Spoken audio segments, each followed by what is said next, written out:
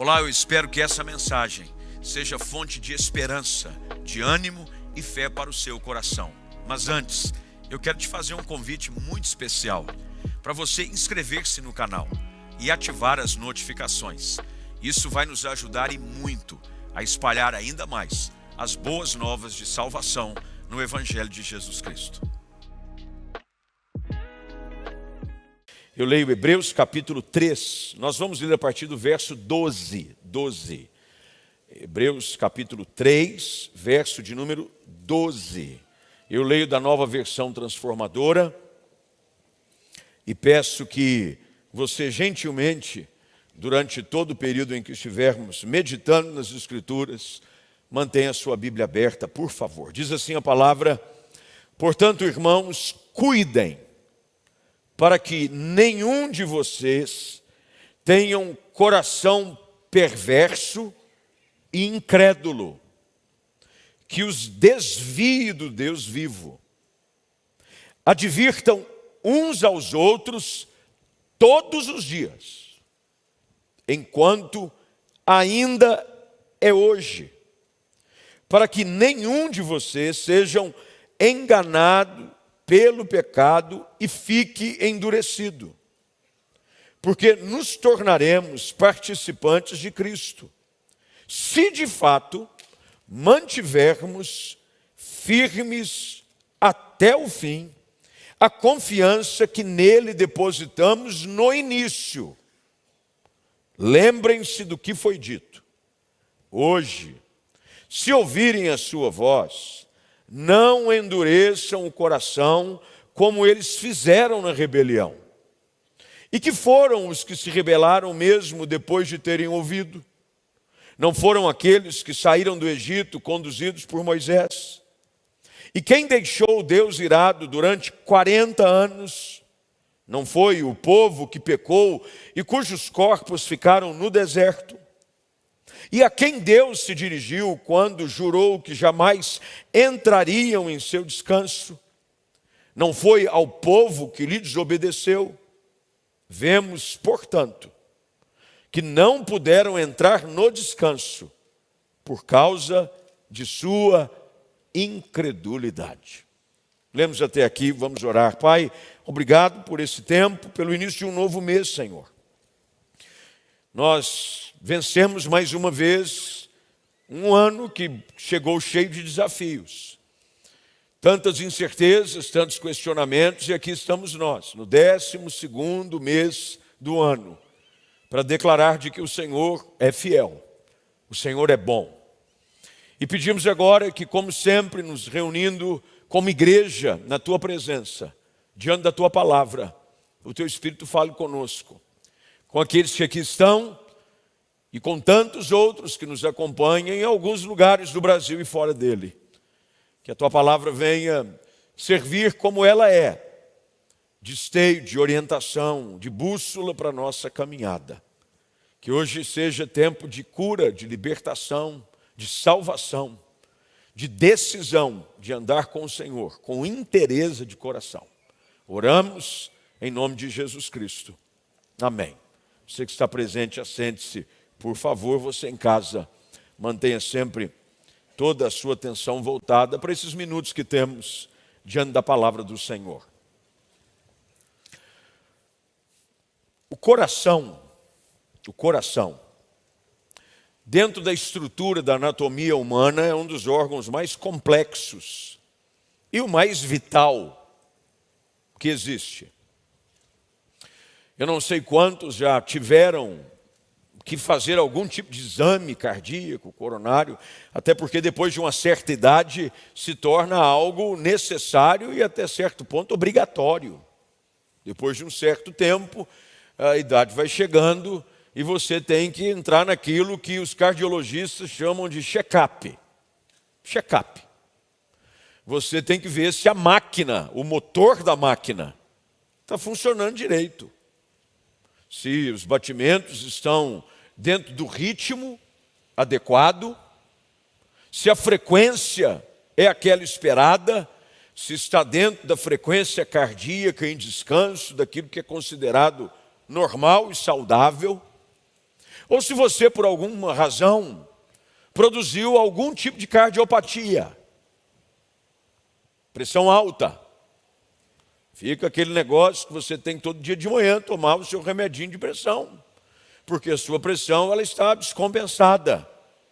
Dizem aí que a nova medida de pressão ideal não é mais 12/8, é 11/7.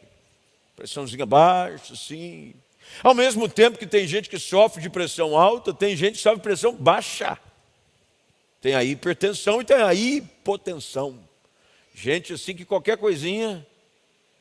Chega um calor desse, como é típico da época do ano, em algumas regiões do Brasil, dependendo do calor, a pessoa fica assim meio lesada. Não é mole, qualquer coisa, fica assim querendo desmaiar.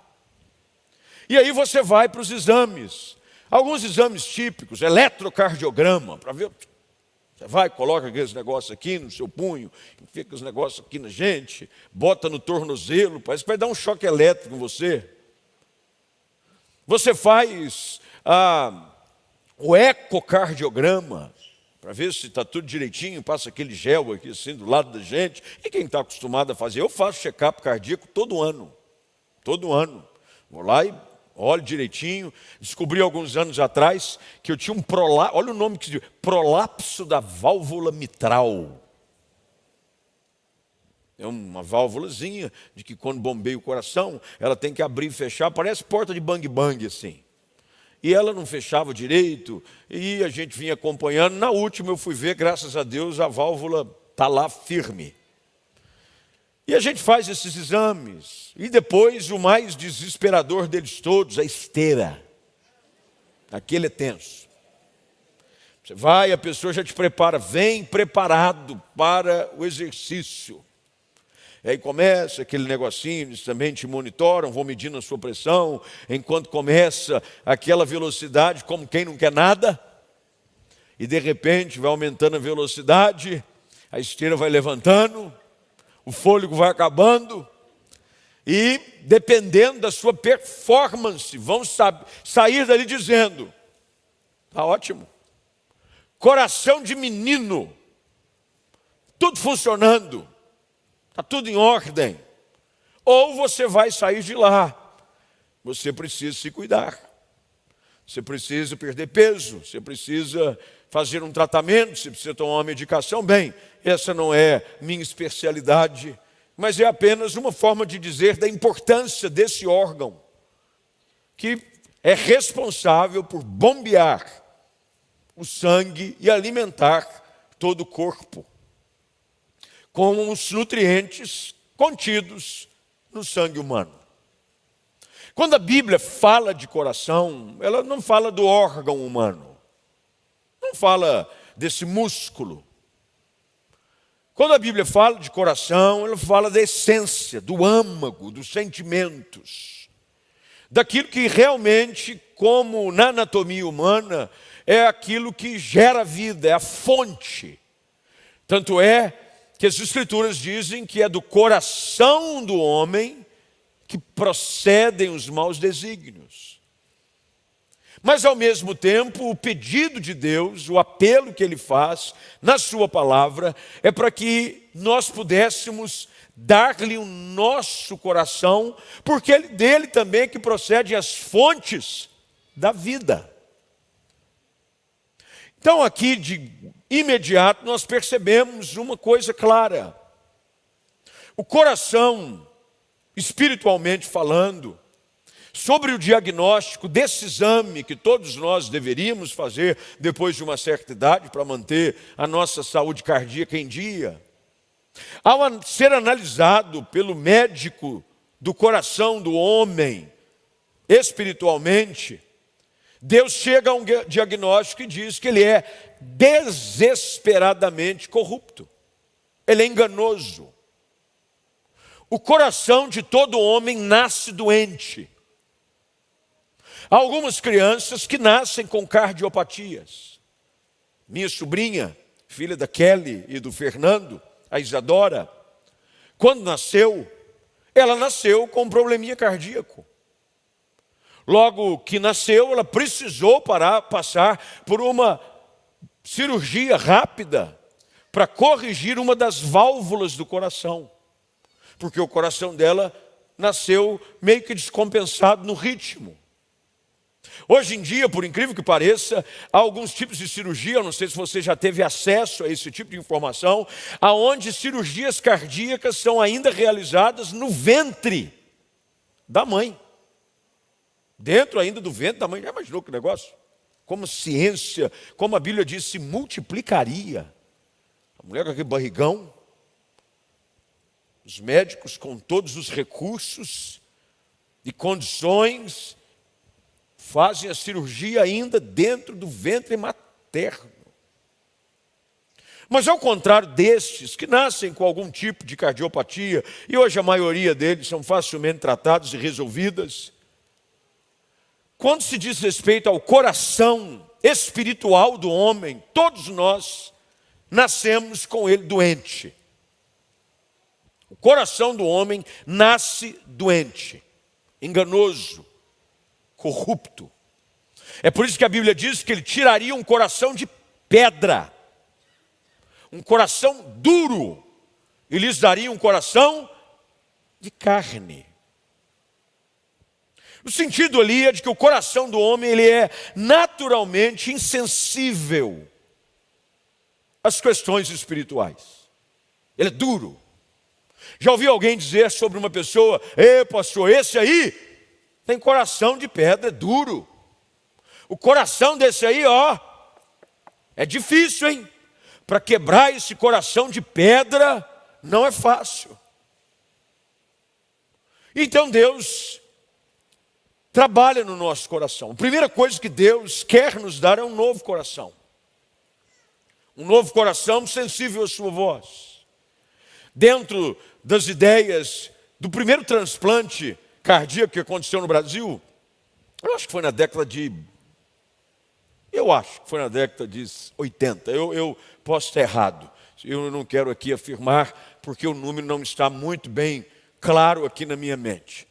Mas antes de acontecer o primeiro transplante cardíaco, já imaginou abrir o peito de alguém, pegar o coração de uma outra pessoa, colocar no peito de uma outra pessoa, e ele parado, de repente ele voltar de novo, para dar saúde, para dar uma condição melhor de vida. Alguns vivem na fila de espera de um transplante cardíaco, porque o coração, o músculo está tão enfermo, de que ele não reúne condições ideais para dar a essa pessoa uma qualidade mínima de vida. Abre-se o peito, coloca-se o coração de uma outra pessoa que foi doador de órgãos e talvez por um tipo de acidente ou por uma outra morte que não causou danos ao órgão, ele doa o órgão, a família doa o órgão, coloca no peito de outra pessoa, ele é reanimado e ele... Antes de tudo, das técnicas criadas pela medicina para o transplante do coração, Deus decidiu que todo homem precisaria de um transplante de coração. Foi Deus quem decidiu. Mais do que a invenção da medicina de transplante de coração, Deus decidiu de que o coração do homem, contaminado pelo pecado, precisaria ser transplantado. Isso só é possível de acontecer quando o Evangelho entra na nossa vida.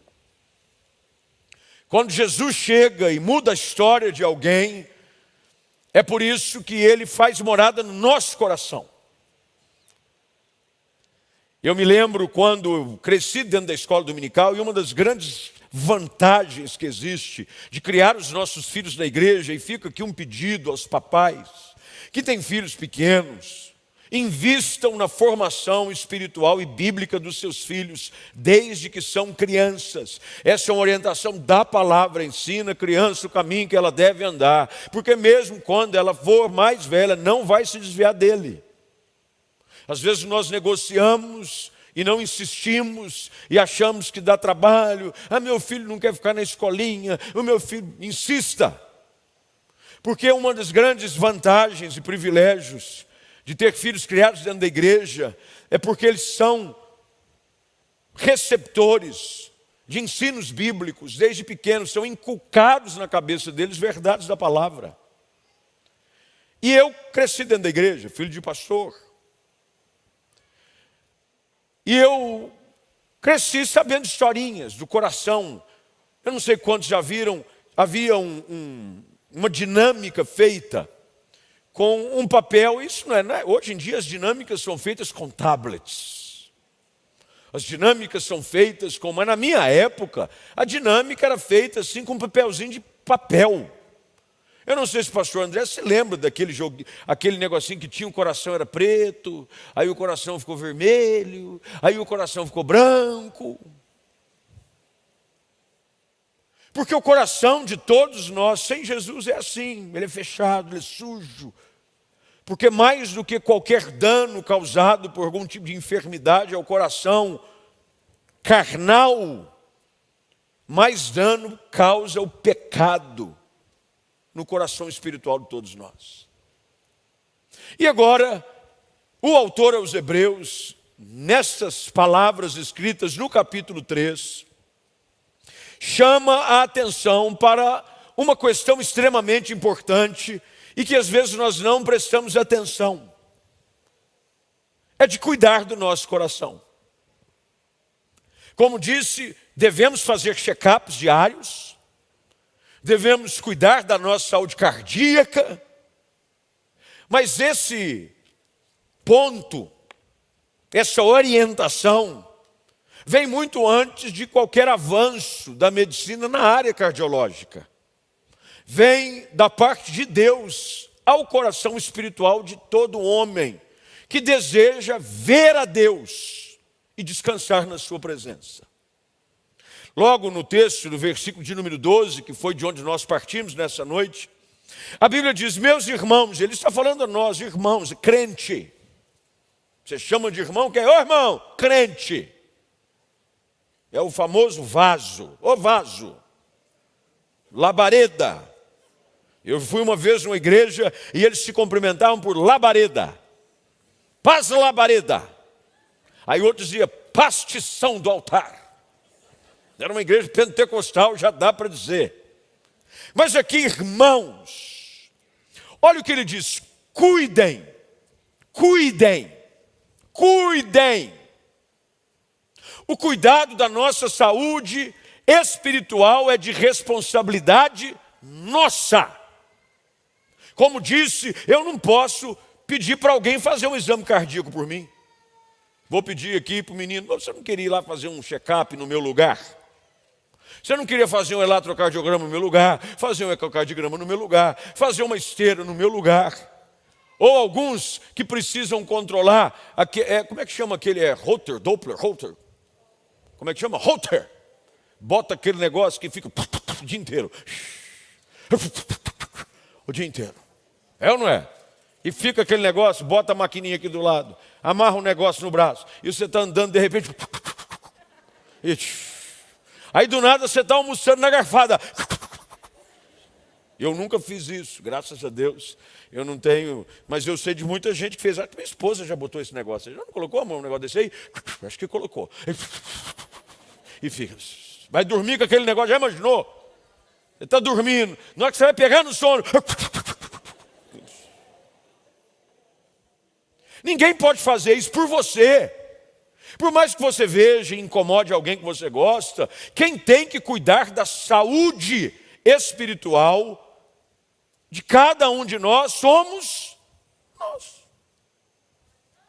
Não tem como eu dizer para você, não, fique tranquilo que eu me responsabilizo pela sua vida espiritual. Não tem jeito.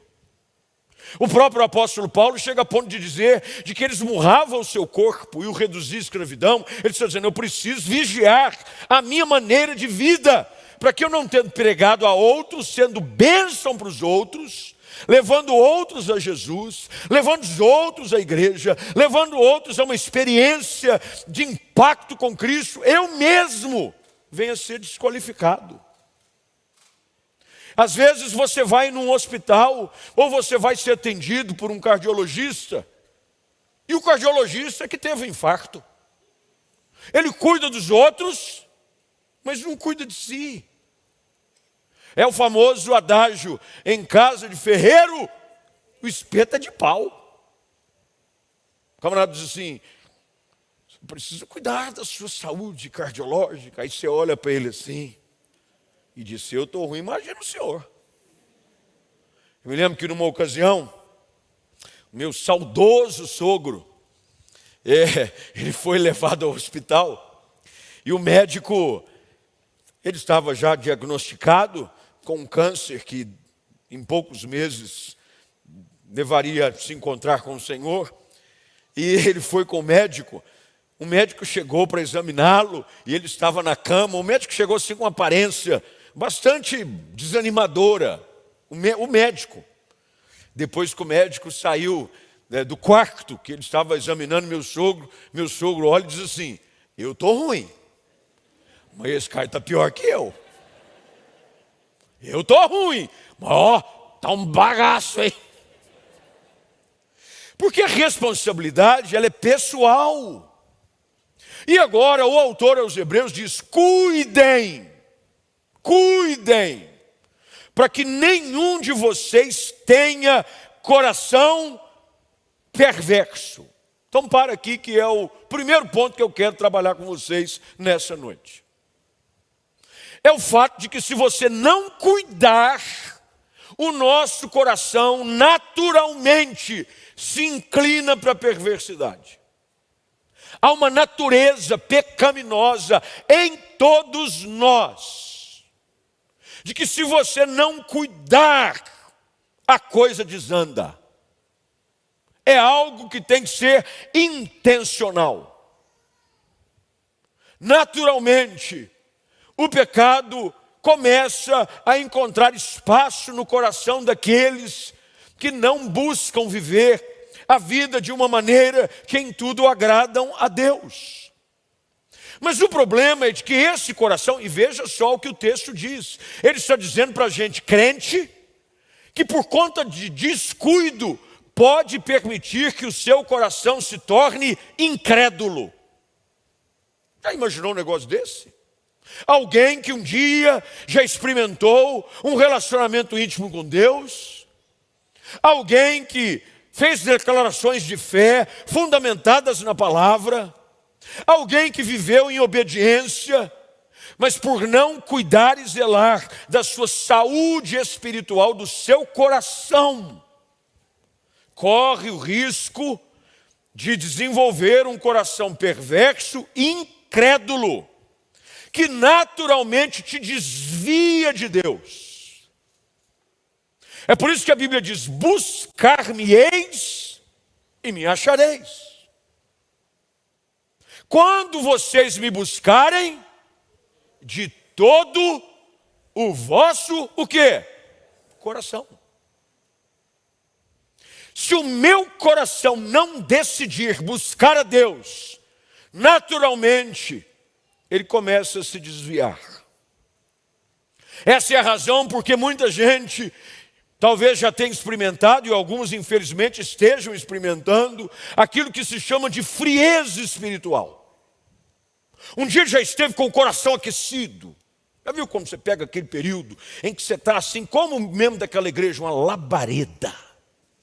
Tudo que você fala é culto, você está no reteté. Você chega no culto, alguém dá a paz do Senhor, você já arrepia. Paz, Deus Santo, glória. Qualquer mensagem, qualquer louvor, você tem palavra, você ama evangelizar, você fala de Jesus para todo mundo. Mas pelo fato de você não cuidar do seu coração, ele vai esfriando. E a perversidade vai começando a encontrar espaço, a incredulidade vem como consequência, a ponto de acontecer contigo, e você se desviar de Deus. Como é que a gente deve enfrentar essas questões? O medo da incredulidade, o cuidado para com ele. Você vai ver mais acima um pouco a citação que o autor aos Hebreus usa, que nada mais é do que extraída do Salmo 95. Esse capítulo todo, capítulo 3, é um alerta de Deus quanto ao perigo da dureza do coração do homem. Deixa eu dizer algo para você que está aqui e para você que está em casa. Se há algo assim como é importante você cuidar para a sua saúde física, é a sua saúde espiritual com o seu coração. Porque um coração duro te rouba de viver experiências profundas com Deus e de encontrar descanso na presença dEle.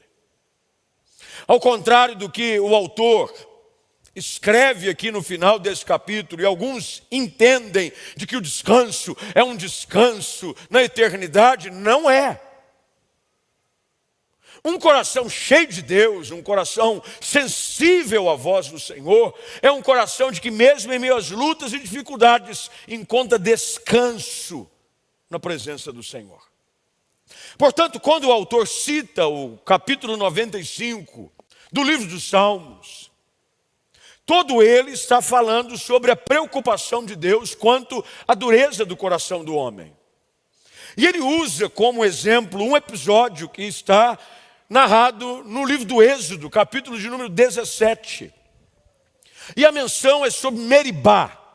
Meribá é o lugar onde o povo reclama que não tinha água para beber. E a murmuração começa a encontrar espaço no coração deles. E a incredulidade se torna em discurso. E eles começam a dizer: deveríamos voltar para o Egito, deveríamos nem sequer ter saído de lá. E é por isso que aqui então, no texto que lemos, Deus agora faz algo que é importante que nós façamos uns com os outros. Verso de número 13, por gentileza. Advirtam uns aos outros todos os dias. Eu não sei se você tem aquele tipo de amigo assim, amigo que você tem liberdade com ele. Que quando você encontra com ele, ele vê que talvez você tenha ganhado alguns quilinhos. Tem gente que é sem noção, que não parece que quer te humilhar, é bullying. Ela vê você e diz assim: nossa, engordou, hein? Faz tempo que eu não te vejo, hein? Que cara redonda. Mas os amigos, quando lhe querem bem, aqueles que querem ver a sua saúde em dia, porque querem gozar da sua presença, grande números de anos, quando te encontram, falam assim: como é que está a sua saúde? Vocês têm exercitado? Eu tenho alguns amigos que fazem isso comigo, mas eu também não fico por baixo, eu faço com eles. Chegamos e falamos: e aí? Não, tem um plano aí, não tem nada certo, mas quem sabe 2022 acontece algo, de que a gente retome uma jornada de academia, que por conta das pressões do dia a dia, tiveram que ser deixadas em segundo plano. É importante você ter gente perto de você, que chama a sua atenção sobre a real condição do seu coração. E a quem é conferida essa responsabilidade? O autor aos Hebreus deixa claro e diz: advirtam uns aos outros todos os dias.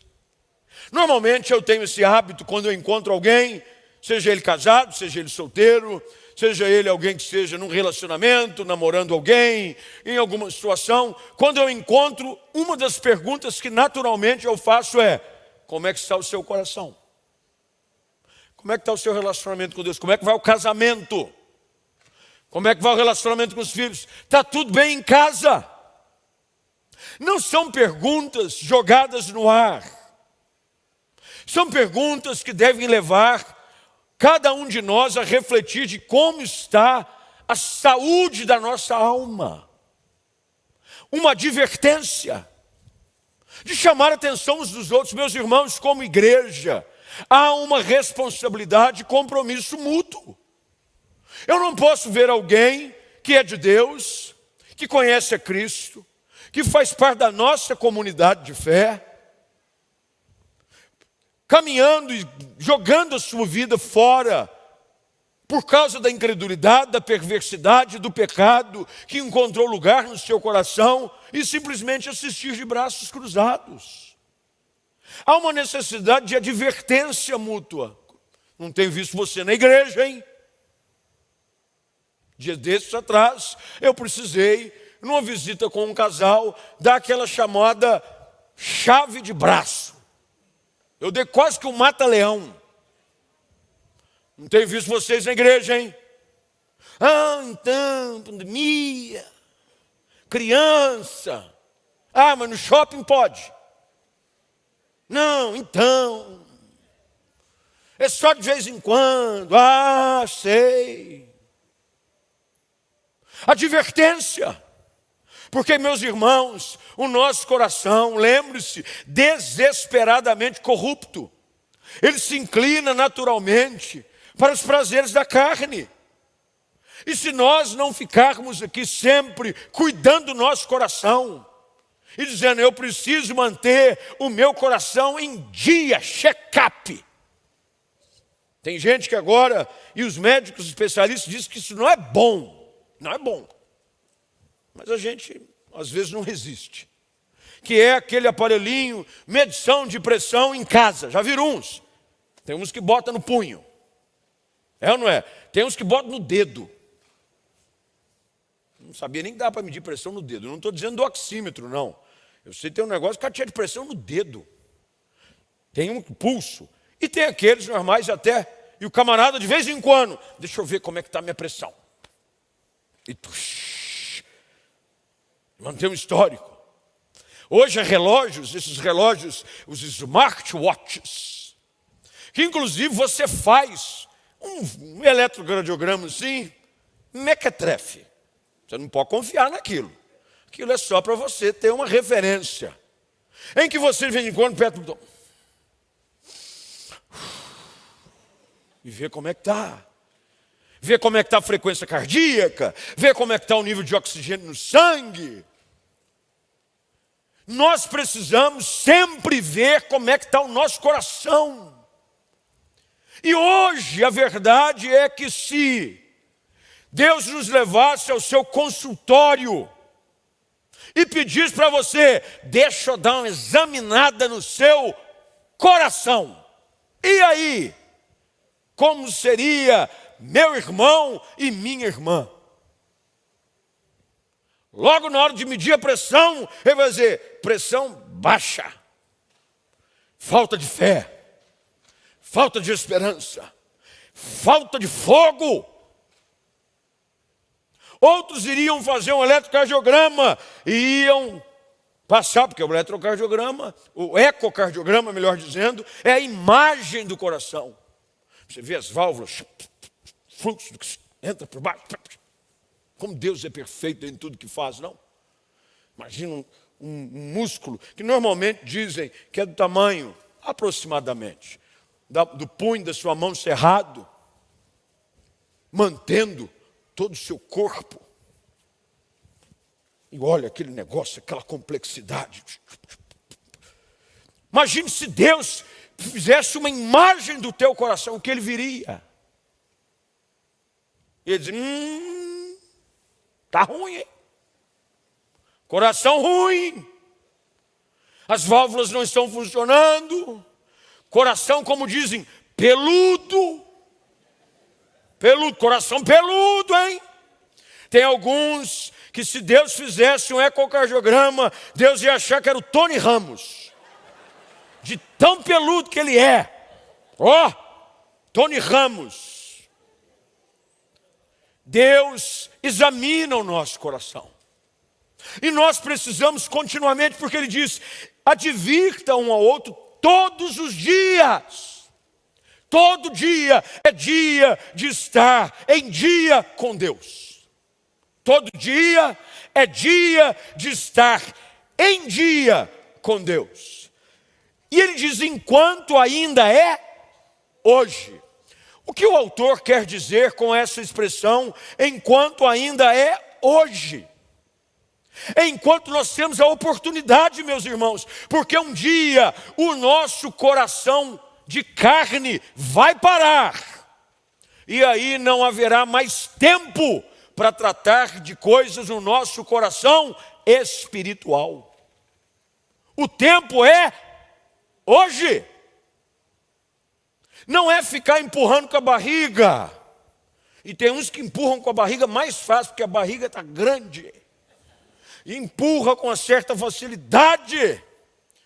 Mas o dia é hoje. Qual é o dia da salvação? Hoje. Que dia que você tem que colocar a sua vida em ordem? Hoje. Porque amanhã não se sabe como será. Nós não sabemos quanto tempo de validade nós temos, hein? Ao contrário dos produtos das prateleiras do supermercado, que você vai e olha lá, data de fabricação. Não, tem mulher que gasta 6 horas no supermercado, só para ver ingredientes, data de validade, onde foi fabricado. Olha tudo, examina a embalagem, bota contra a luz. Nas embalagens dos itens, por exemplo, você pegar essa garrafa aqui. Está aqui, ó. 11/11/21, às 9h45. Não tem um mês a água que foi engarrafada. Mas aqui também não fala quando vence não, hein? Água boa. Deixa eu ver, inclusive, se ela é boa. Água boa. Mas normalmente no rótulo que a gente tira aqui, para não fazer merchan, porque a gente não ganha nada. Então nós tiramos o rótulo. Mas quem quiser saber, essa para mim é a melhor água que existe. Tem que saber, chama Ibirá. A água dela, pH 10,24. E tem vanádio, vai com Deus, tem tudo aqui. Uma bênção. Mas quando você vai e pega, nos produtos tem data de validade. Todos nós nascemos com a data de nascimento, ou não? Você pega lá, dia que nasceu. Mas nenhum de nós aqui, como os produtos de itens de prateleira, fabricados aqui e acolá, tem a data de validade. O autor diz: advirtam uns aos outros enquanto ainda é hoje, para que nenhum de vocês seja enganado pelo pecado. Meus irmãos e irmãs, o pecado tem um objetivo: enganar o homem e trazer dureza ao coração. Esse é o processo. O pecado encontra abrigo no coração do homem e ele vai gerando endurecimento. O pecado é igual aquela junção das massinhas Durepox. Lembra da massinha Durepox ou não? Quem lembra da massinha Durepox? Só velho vai lembrar da massinha Durepox. Quem levantou a mão pode ter certeza. Mas lembra que vinha a massinha Durepox? Vinha no tubinho 2 cores. A branquinha e a cinzinha. E aí, enquanto as duas estavam separadas, elas mantinham a sua flexibilidade. Era assim ou não era? Quando você pegava a branquinha e colocava com a mais escurinha, a cinzinha, era um cinza chumbo, e você tinha que ir mexendo e vai dando forma. Eu me lembro que quando criança, na época de educação artística, nós fazíamos animais de Durepox.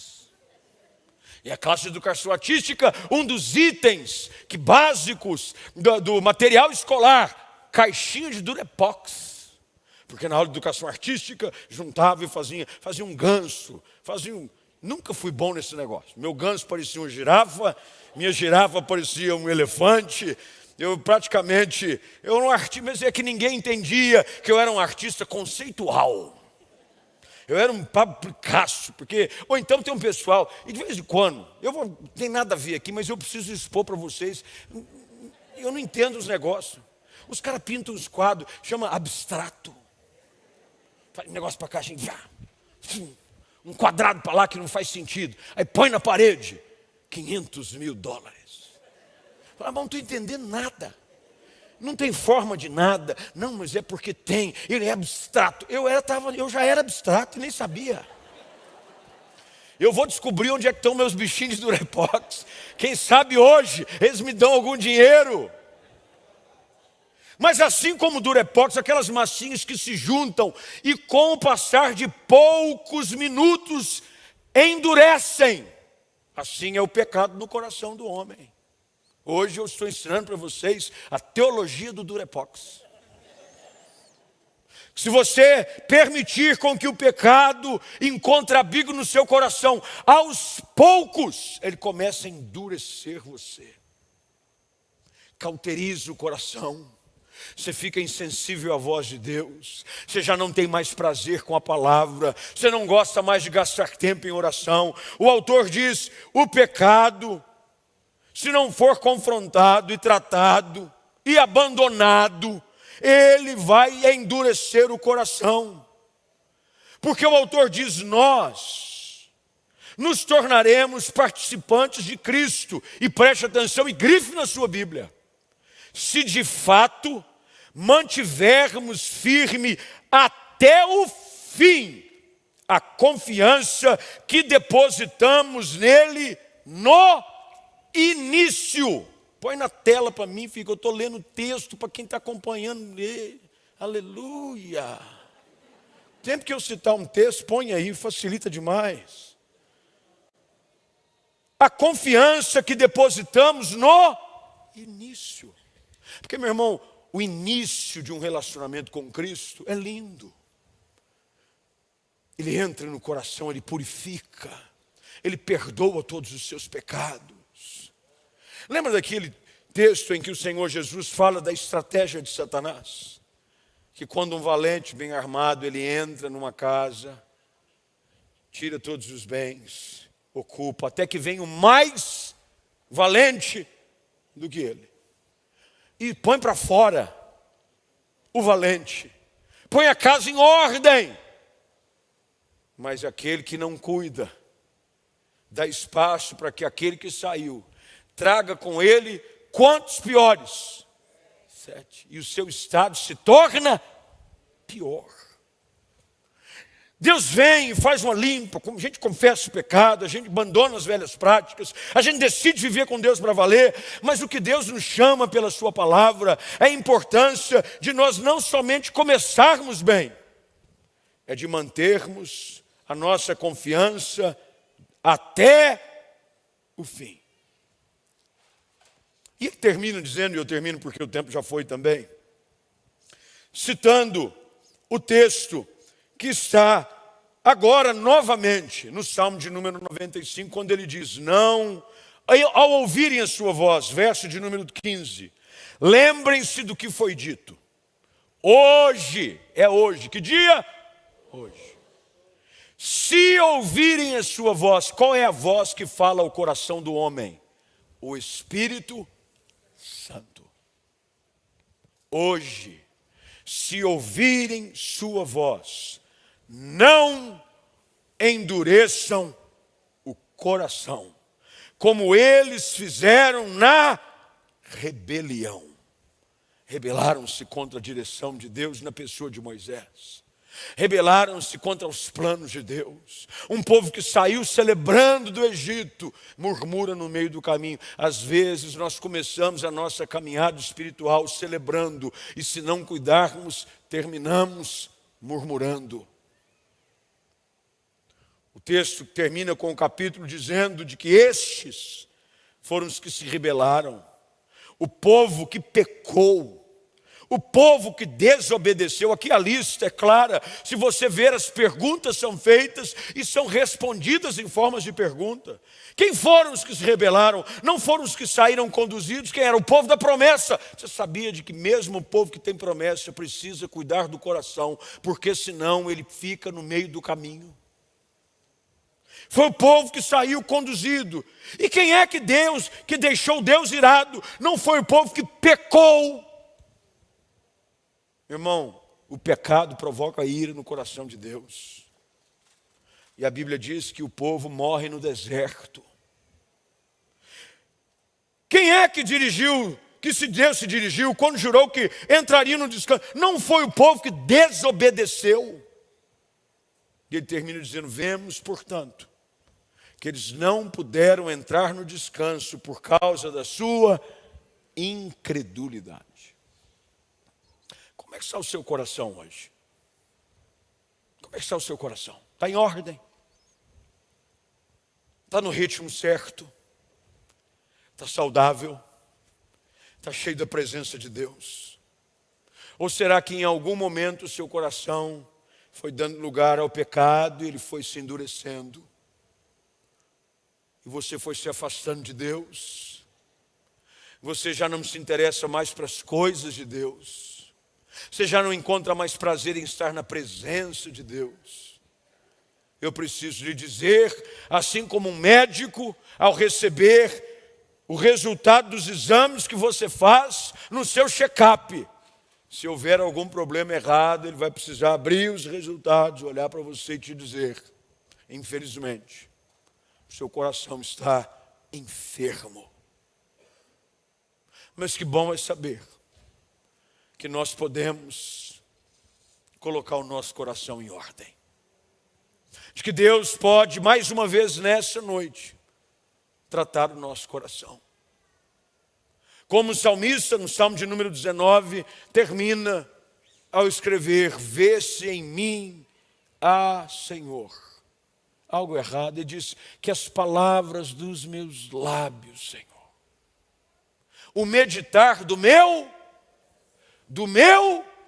coração, sejam agradáveis a Ti. Será que a gente pode dizer: Senhor, o meu coração, o meditar dele tem sido agradável a Ti? E se porventura houver algo no seu coração hoje que tem resquícios de pecado, de perversidade, de incredulidade, hoje é o tempo de você dizer: limpa o meu coração, trata o meu coração. Eu quero entrar no teu descanso, não eterno, mas no descanso hoje. Porque quando nosso coração está limpo e puro na presença de Deus, encontramos descanso nele todos os dias. Você crê nisso? Então vamos ficar de pé. Vamos orar. Feche seus olhos, curva a sua cabeça. Eu quero orar com você.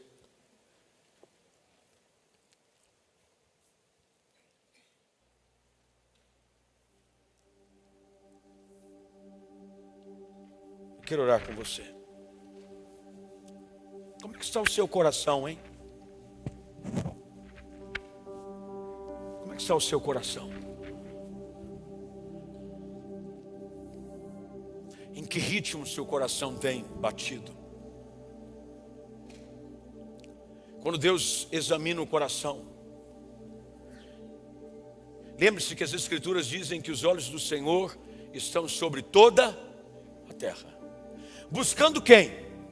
Aqueles cujo coração é totalmente dele.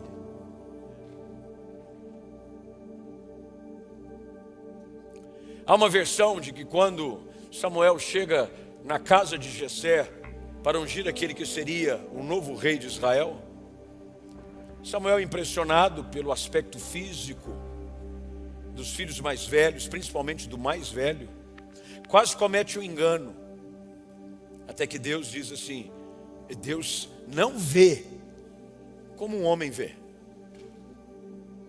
O homem vê o quê? A aparência. Mas Deus vê o quê? O coração.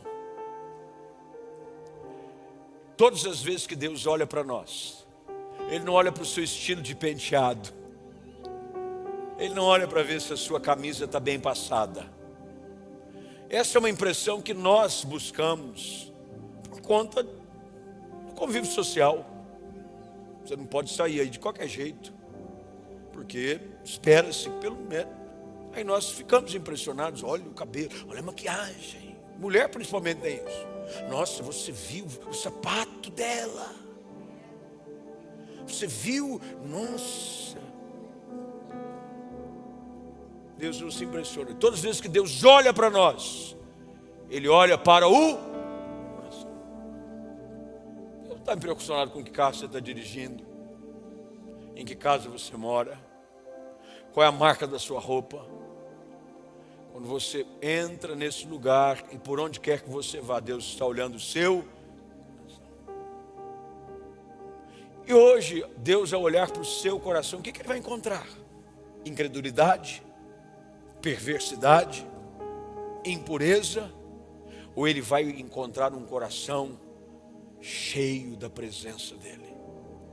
Um coração obediente, um coração sensível à voz do Espírito. Hoje é dia de exame do nosso coração. Se porventura há alguma coisa que não está bem arrumada, é hora de você dizer: Senhor, eu preciso de um novo coração. Muda o meu coração, os meus sentimentos, as minhas emoções estão em desarmonia com a Tua palavra. Trabalha comigo hoje, Espírito Santo. Foi o Senhor quem disse que tiraria o coração de pedra, colocaria um coração de carne. Faz isso em mim, um coração sensível à Tua voz, um coração obediente, um coração disposto a Te servir. Faz isso, Deus.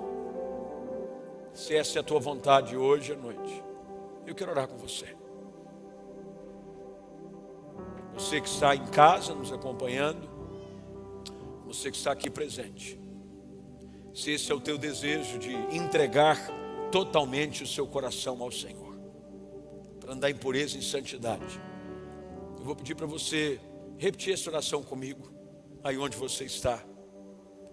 Uma oração de entrega, de cura, para que Deus lhe dê um novo coração. Que tudo aquilo que tem gerado enfermidade no teu coração, essa cardiopatia, hoje Deus quer tratar. Portanto, repita comigo essa oração o mais alto que você puder, tá bom? Em casa ou aqui, por favor, diga assim: Senhor Deus, eu sei que Tu me sondas, Tu conheces o meu coração, não há nada que lhe seja oculto. E hoje eu Te peço, perdoa-me, limpa o meu coração, tira toda impureza, toda incredulidade, toda perversidade.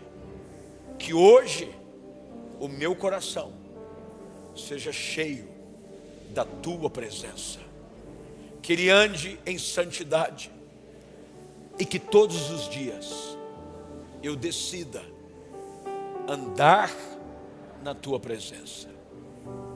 Eu hoje confesso Jesus Cristo como meu Salvador, e o meu coração tem dono. O meu coração pertence a Jesus. No nome dele é que eu oro. Amém e amém. Você pode aplaudir o nome de Jesus. Graças a Deus.